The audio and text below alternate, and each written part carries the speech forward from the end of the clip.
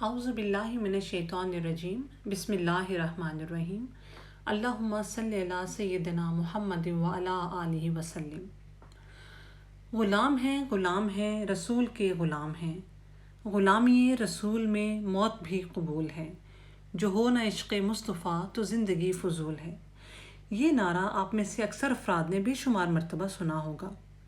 اکثر محافل میلاد میں شریک افراد بڑے جوش و خروش کے ساتھ یہ نعرہ لگاتے دکھائی دیتے ہیں، لیکن کیا ہم نے کبھی کچھ دیر کے لیے یہ بھی سوچا ہے کہ اس نعرے کی آخر حقیقت ہے کیا؟ غلام ہیں۔ ذرا سوچیں، کیا واقعی ہم رسول اللہ صلی اللہ علیہ وآلہ وسلم کے غلام ہیں؟ غلام کون ہوتا ہے یہ جانتے ہیں ہم؟ ایک ایسا فرد جس کی ملکیت کسی دوسرے کے پاس ہو، یعنی وہ فرد یا انسان ہر وہ کام کرنے کا پابند ہو جس کے متعلق اسے حکم دیا جائے۔ تو کیا ہم ہر وہ کام کر رہے ہیں جس کا حکم ہمیں ہمارے نبی صلی اللہ علیہ وآلہ وسلم نے دیا؟ ہم تو نہیں کر رہے۔ ہم تو اپنی مرضی کر رہے ہیں ہر کام میں، اپنے لباس میں، اپنے رہن سہن کے طور طریقوں میں، اپنی عادات میں۔ ہم تو ہر کام اس انداز میں کر رہے ہیں جو انداز ہمیں اچھا لگ رہا ہے، یا پھر وہ انداز جو دنیا والوں کو اچھا لگ رہا ہے۔ تو پھر ہم غلام کیسے ہو گئے؟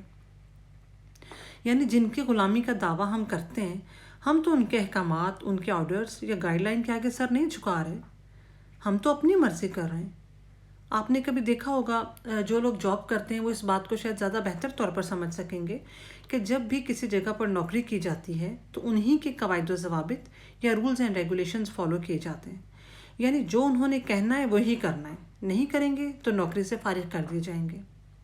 اسی طرح کے کچھ رولز اینڈ ریگولیشنز تو ہمیں بھی نبی اکرم صلی اللہ علیہ وآلہ وسلم کے ذریعے دیے گئے تھے، اور یہی نہیں بلکہ پوری کتاب عطا کی گئی تھی جس کے ذریعے بتایا گیا تھا کہ ہمیں کس طرح کی زندگی گزارنی ہے اور کس طرح کی زندگی گزار کر ہم غلامی رسول صلی اللہ علیہ وآلہ وسلم کے لیے کوالیفائی کر سکتے ہیں۔ لیکن ہماری مثال تو اس بچے جیسی ہو گئی ہے جو یہ تو دعویٰ کرتا ہے کہ اس سے اپنے ٹیچر سے بہت پیار ہے، وہ اپنی ٹیچر سے بہت محبت کرتا ہے، لیکن عملی طور پر وہ اس ٹیچر کی نہ بات مانتا ہے، نہ اس کے مضمون کی کوئی کتاب پڑھتا ہے، اور نہ ہی ٹیچر کے بار بار سمجھانے پر امتحان کی تیاری کرتا ہے۔ تو اب خود بتائیے، کیا ایسا بچہ ٹیچر کے لیے پسندیدہ ہو سکتا ہے؟ مطلب کہ ٹیچر بھی اس سے پیار کرے گا؟ یا پھر جب رزلٹ بن رہا ہوگا تو ٹیچر اس بچے کی سفارش کرے گا کہ چلیں کم از کم رعایتی نمبر دے کر اسے پاس کر دیں؟ کیسے کرے گا سفارش، جبکہ وہ جانتا ہے کہ پورا سال اس نے بہت تاکید اور سمجھانے کے باوجود کلاس میں کچھ نہیں کیا؟ اب اسی بچے کی طرح اپنی ذات کو بھی جج کریں کہ صرف پیار، محبت اور غلامی کے نعرے لگا لگا کر ہم کیسے پاس ہوں گے آخرت کے دن، جبکہ کوئی تیاری ہی نہیں کی، اور کتاب قرآن کریم پاس ہونے کے باوجود اس پر ہم نے کوئی عمل نہیں کیا۔ ولیم گولڈ سٹون ایک برٹش پرائم منسٹر تھا، اس نے ایک مرتبہ کہا تھا کہ مسلمانوں میں جب تک ان کی کتاب یعنی قرآن پاک موجود ہے، ہم ان پر اپنا تسلط قائم نہیں کر سکتے۔ یعنی کہ اگر مسلمانوں پر غلبہ حاصل کرنا ہے تو اس کا واحد حل یہ ہے کہ مسلمانوں کا قرآن کے ساتھ رابطہ ختم کر دیا جائے اور انہیں قرآن سے دور یا لا تعلق کر دیا جائے۔ اب ذرا غور کریں اس بات پہ کہ یہ بات غیر مسلم تو عرصہ ہوا سمجھ چکے ہیں کہ جب تک ہم قرآن پاک سے جڑے رہیں گے کوئی ہمیں توڑ نہیں سکے گا، لیکن ہم بطور مسلمان اب تک اس حقیقت کو سمجھ نہیں رہے، یا شاید دنیا کی اٹریکشن کے سامنے سمجھنا نہیں چاہ رہے۔ غلام ہیں والے نعرے کی طرح ہم زبان سے تو اسے اللہ کی کتاب مان رہے ہیں، لیکن اس میں موجود احکامات سے اور ان پر عمل کرنے سے شاید چھپتے پھر رہے ہیں۔ بطور مسلمان ہم اپنے بچوں کو قرآن کریم سے جوڑنے کے بجائے صرف اس چیز میں ہلکان ہو رہے ہیں کہ وہ کسی بھی طرح برٹش کریکولم کے سٹار بن جائیں۔ اور میں اس خواہش کو غلط بھی نہیں کہتی، کیونکہ ہمیں تو دین اور دنیا کو ساتھ ساتھ رکھنے کا حکم دیا گیا ہے نا، تو وہ بھی غلط نہیں ہے۔ لیکن ہاں، غلط یہ ہے کہ ہم نے اپنی اولادوں کو دین والے شعبے میں تو بالکل ہی آزاد کر دیا ہے کہ نماز، قرآن اور دیگر احکامات ہمارے لیے آپشنل ہو گئے، اور جو دنیاوی تعلیم ہے اس سے ہم نے اپنے سر پر سوار کر لیا کہ بچوں کو او لیول، اے لیول کروانے کے لیے کیمبرج، آکسفورڈ وغیرہ میں پڑھوانے کی خواہش کو ہم نے خود پر اتنا حاوی کر لیا ہے کہ ہم یہ تو بھول ہی گئے کہ ایک کریکولم دین کا بھی تو ہے، ایک کتاب، ایک نصاب اللہ کا بھی تو دیا ہوا ہے نا ہمیں۔ کچھ احکامات اس میں بھی ہیں جنہیں ماننا اور جن پر عمل کرنا ہم پر فرض ہے، کیونکہ اللہ نے ہماری دنیا اور آخرت کی کامیابی اسی کتاب میں رکھی ہے۔ لیکن ذرا سوچیں ہمارا ایٹیٹیوڈ کیا ہے اس کتاب کے ساتھ۔ جب اللہ اس کتاب میں فرماتا ہے کہ اطیعوا اللہ و اطیعوا الرسول، یعنی تم اللہ کی اطاعت کرو اور اللہ کے رسول کی اطاعت کرو، تو کیا ہم لوگ اللہ کی مکمل اطاعت کرنے کے لیے تیار ہوتے ہیں؟ یہ اپنے آپ سے سوال کریں۔ پھر جب اللہ قرآن شریف میں ارشاد فرماتا ہے اقیموا الصلاۃ و آتوا الزکوٰۃ، تو کیا ہم یہ آیت پڑھنے کے بعد، اس کا ترجمہ جاننے کے بعد 5 وقت باقاعدگی سے نماز کا اہتمام کرتے ہیں؟ جب اللہ قرآن شریف میں فرماتا ہے انفقوا مما رزقناکم، کہ جو رزق میں نے تمہیں دیا اس میں سے خرچ کرو، تو ہم میں سے کتنے لوگ ہیں جو اللہ کی راہ میں خرچ کرنے کو تیار ہوتے ہیں؟ یا پھر جب اللہ قرآن شریف میں فرماتا ہے کہ ہم نے قرآن کو نصیحت کے طور پر بنایا، تو کوئی ہے جو نصیحت حاصل کر سکے؟ تو آپ خود سوچیں کہ ہم میں سے کتنے لوگ ہوں گے جنہوں نے کبھی کوشش کی ہوگی کہ قرآن کو اس نیت سے سمجھ کے پڑھنا شروع کریں کہ پتہ تو چلے کہ آخر اللہ نے اس کتاب ہدایت میں فرمایا کیا ہے۔ نہیں، ہم نے تو ترجمہ پڑھنے کی کبھی خواہش ہی نہیں کی۔ ہمیں تو ضرورت ہی محسوس نہیں ہوتی کہ ہم یہ بات جان سکیں کہ اللہ نے ہمیں مخاطب کر کے ہماری زندگی اور آخرت بہتر بنانے کے لیے کیا فرمایا ہے۔ پھر اللہ قرآن پاک میں ایک اور جگہ ارشاد فرماتا ہے کہ لوگوں کو نیکی کی ترغیب دو، نیکی کی طرف بلاؤ اور برائی سے روکو۔ تو اب دیکھ لیں، اپنے ارد گرد کے لوگوں کی طرف ذرا دھیان دیں اور دیکھیں اپنی ذات کے سمیت کہ ہم میں سے کتنے لوگ ہیں جو اپنے دن بھر کے 24 گھنٹوں میں سے کچھ وقت نکال کر اللہ کا پیغام دوسروں تک پہنچاتے ہوں، خود کو وقف کرتے ہوں اس کام کے لیے کہ ہم نے اللہ کے حکم کے مطابق لوگوں کو برائی سے روکنا اور بھلائی کے کاموں کی طرف متوجہ کرنا ہے۔ کہاں کر رہے ہیں ہم ایسا؟ پھر ایک اور جگہ قرآن پاک میں ارشاد ہوتا ہے کہ اے ایمان والو، اپنی نظروں کو جھکاؤ، اپنی نظروں کی حفاظت کرو۔ تو بتائیے کتنے لوگ ہیں جو نظر کی حفاظت کرتے ہیں یا یہ ارادہ کرتے ہیں کہ ہم اپنی نظروں کی حفاظت کریں گے؟ ہم برائی کی چیزوں کو دیکھنے سے پہلے ہی یا پہلی نظر پڑنے کے بعد ہی اپنی نظروں کو جھکا لیں گے؟ ہم میں سے کتنے لوگ ہیں جو شیطان کے اس دعوت کے پیچھے نہیں چل پڑتے؟ اور جب اللہ قرآن پاک میں ہم خواتین کو مخاطب کر کے فرماتا ہے کہ جب تم باہر نکلو تو اپنے جسم کو پراپر کور کر کے نکلو، یعنی کہ اپنے جسمانی اعضاء کی نمائش نہ ہونے دو، تو ہم میں سے کتنی خواتین ہیں جو ولنگ ہیں یہ سب کچھ کرنے کی؟ سیڈلی ہم تو ایسی خواتین کو بڑا دقیانوس بلکہ بیکورڈ سمجھتے ہیں معاشرے میں، جو باہر نکلتے ہوئے خود کو مکمل ڈھانپ کر نکلتی ہوں۔ تو ایسے کئی احکامات ہیں جن سے ثابت ہوتا ہے کہ ہم غلام ہیں کہ صرف نعرے لگاتے ہیں، لیکن اس نعرے کی حقیقت کو ہم جاننا ہی نہیں چاہتے۔ علامہ اقبال کے بقول ہم گفتار کے غازی تو ہیں، لیکن کردار کے غازی بننے میں نہ ہماری کوئی دلچسپی ہے اور نہ ہی ہماری کوئی کوشش۔ ہمیشہ یہ یقین ہو گیا ہے، مجھے ایسا لگتا ہے سم ٹائمز کہ ہم سب کو اس چیز کا اتنا پختہ یقین ہو گیا ہے کہ صرف نعروں کی بنیاد پر ہی ہم ادھر مریں گے اور ادھر ہمیں جنت حاصل ہو جائے گی۔ تو نہیں، آنکھیں کھولیے، ایسا ہرگز نہیں ہے۔ صرف نعرے لگانے سے اور نعروں کے دم پر تو کوئی سیاستدان الیکشن نہیں جیت سکتا۔ آپ جنت حاصل کرنے کی بات سوچے بیٹھے، اور اگر جنت کا حصول اتنا ہی آسان ہوتا تو صحابہ کرام رضوان اللہ اجمعین صرف نعرے ہی لگایا کرتے نا۔ مگر یاد رکھیے، اللہ کے نبی حضرت محمد مصطفیٰ صلی اللہ علیہ وآلہ وسلم کی طرف سے جنت کی بشارت ملنے کے باوجود صحابہ کرام خوف خدا سے رویا اور گڑ گڑایا کرتے تھے اور دن رات نیکی کے کاموں میں مشغول رہتے ہیں۔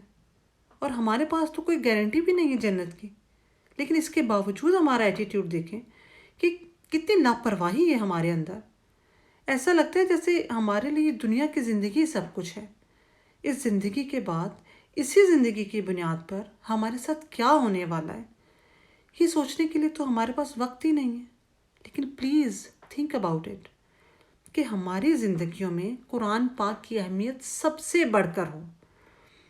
ایسا نہ ہو کہ صرف بیٹی کی رخصتی کے وقت سر پر رکھنے کے لیے قرآن پاک استعمال ہو، بلکہ ایسا ہو کہ بیٹی کی رخصتی کے وقت قرآن پاک اس کے سر کے بجائے اس کے دل میں بسا ہوا ہو، اور تب سر پر رکھیں تو اپنے دل کو بھی سکون ملے کہ ہاں ہم نے اس قرآن کو اپنی اولادوں کے سینوں تک پہنچا دیا ہے، اور اس کی شخصیت کے ہر پہلو میں قرآن پاک نظر آئے۔ قرآن کریم کو صرف فوتگیوں پر ہل ہل کر پڑھنے اور وظائف کرنے کے لیے استعمال نہ کریں، بلکہ اس کے ساتھ ساتھ اپنی روزمرہ زندگیوں میں شامل کرنے کی کوشش کریں، کیونکہ قرآن پاک تو ہمارے لیے ایک ایسی آکسیجن ہے جو ہماری عارضی اور ابدی زندگی یعنی دنیا اور آخرت دونوں جہانوں میں ہمارے لیے ایک بنیادی ضرورت ہے، ہماری بیسک نیڈ ہے قرآن پاک۔ اور قرآن کریم کے احکامات سے ہٹ کر جینے والوں کی لائف ایسی ہے جیسے کوئی شخص اللہ کی عطا کردہ قدرتی آکسیجن کے بجائے خدا نخواستہ وینٹیلیٹر پر زندہ ہو، اور وینٹیلیٹر پر بھلا کب تک زندہ رہ سکتا ہے انسان؟ لہٰذا تمام سننے والوں سے میری درخواست ہے کہ قرآن کریم کو آکسیجن کی طرح اپنی زندگی میں شامل کر لیں۔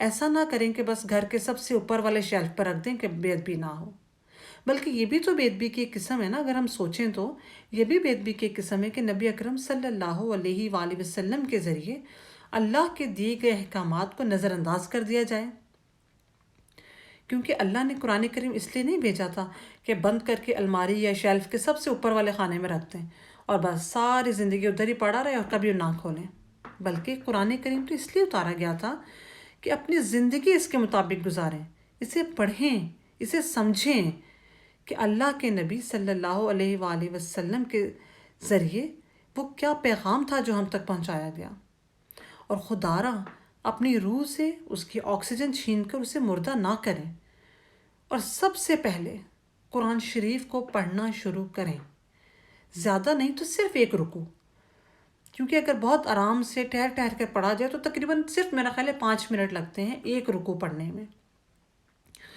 تو 24 گھنٹے جو ہم سوشل میڈیا یعنی فیس بک یا یوٹیوب وغیرہ پر محض تفریح کے لیے ضائع کر دیتے ہیں، اس میں سے صرف 5 منٹ نکال کر کیا ہم ایک رکوع کی تلاوت نہیں کر سکتے؟ صرف 5 منٹ بھی نہیں، یا چلیں رکوع بھی نہیں پڑھ سکتے تو ایک آیت ہی پڑھ لیں، ایک آیت بھی نہیں پڑھ سکتے تو ایک سطر ہی پڑھ لیں روزانہ، اور اگر خدا نخواستہ دنیاوی کاموں کا آپ پر اس قدر غلبہ ہے کہ آپ ایک سطر بھی نہیں پڑھ سکتے، تو کم از کم دن میں ایک مرتبہ قرآن کریم کو باوضو ہو کر کھولیں، اسے چومیں، آنکھوں اور سینے سے لگائیں اور اپنے لیے دعا کر کے رکھ دیں۔ اتنا تو کرنا مشکل نہیں ہوگا نا، کیونکہ حدیث نبوی صلی اللہ علیہ وآلہ وسلم ہے کہ قیامت کے دن یہ قرآن یا تمہارے حق میں گواہی دے گا یا تمہارے خلاف گواہی دے گا۔ تو آپ اتنا تو سوچیں کہ یہ قرآن کیا ہمارے حق میں گواہی دے گا؟ کیا یہ کہے گا خدا سے کہ اے رب اس بندے نے واقعی میرا حق ادا کیا، یہی وہ شخص ہے جس نے مجھے پڑھا بھی تھا، مجھے تلاوت بھی کیا تھا، مجھ سے سیکھا بھی، مجھ میں موجود احکامات پر عمل بھی کیا اور پھر لوگوں کو بھی سکھایا؟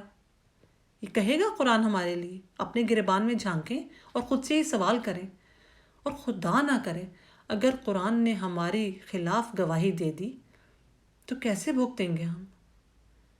کیسے سامنا کریں گے اس حقیقت کا کہ ہم نے تو کبھی دنیا میں قرآن کے لیے وقت ہی نہیں نکالا تھا؟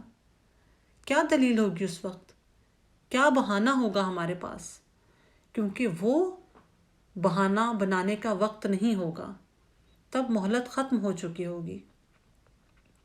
اب وقت ہے، تب نہیں ہوگا۔